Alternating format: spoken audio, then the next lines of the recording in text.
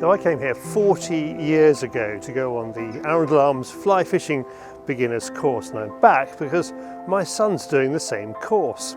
Well, I just assumed it'd be they just give us a small presentation and we spend the whole day fishing, and then that's pretty much it. But there was a lot more to it actually, which I thought was really good. There are two instructors on the course.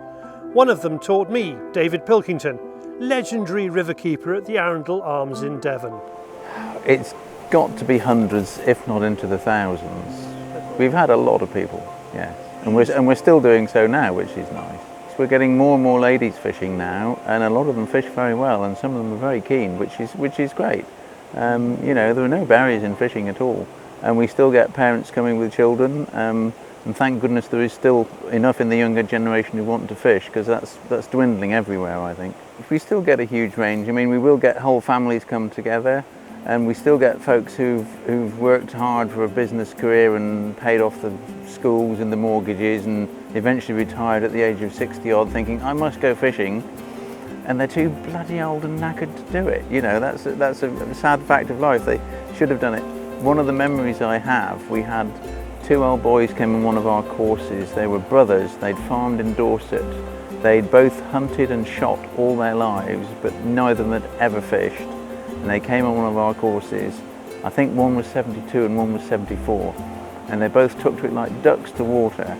And one of them said, oh bugger, I wish I'd done this 60 years ago. I enjoyed all of it. I mean, there was those periods where you could stand there for a long time because you couldn't catch any fish, but that's sort of part of it.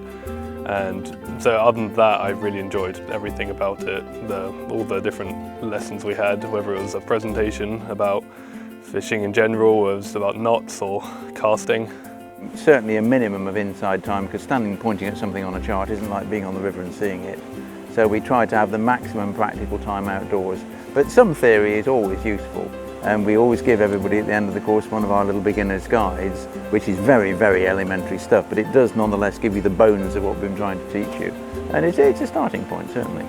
They must be doing something right. Since the course began in the 1970s, it's only had 5 instructors. The newest addition is Alex Jones. Now I've worked here full-time 4 seasons. And before that I did a couple of years part-time when I was at university, helping with sea trout guiding and basically fishing as much as I possibly could.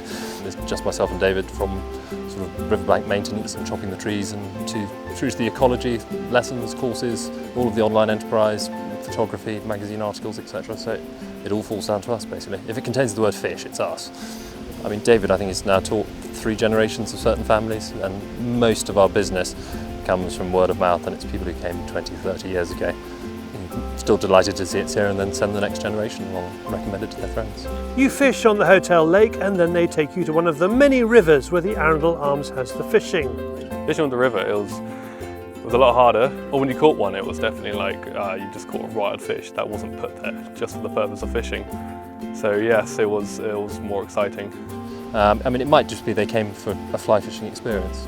Some people will want to go on to be able to fish trout streams, others will want to go off and fish all over the world and just be competent casters. They've got all of the basic techniques and skills and understand the sort of the practice behind it. That's the hope. And occasionally they catch fish. Occasionally, if they do as they're told. A few of us caught fish. Some were really big, some were just not that big, but still pretty good. Well, I caught 2, and the first one I did, which I haven't caught a fish, the last time I caught a fish was about that big. It was very exciting because I haven't done it in a long time, and well, when I got it out, it wasn't too hard once I got it on the hook.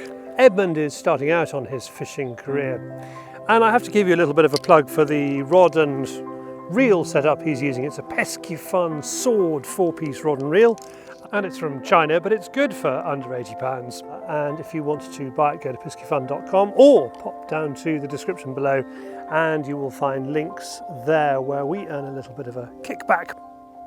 Now, I had to ask David if he's thinking of hanging up his rods.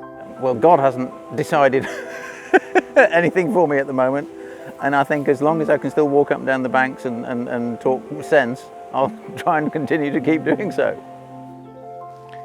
wonderful David Pilkington ending our piece there. And you can find out more about the fly fishing beginners course at the Arundell Arms on its website, arundellarms.com.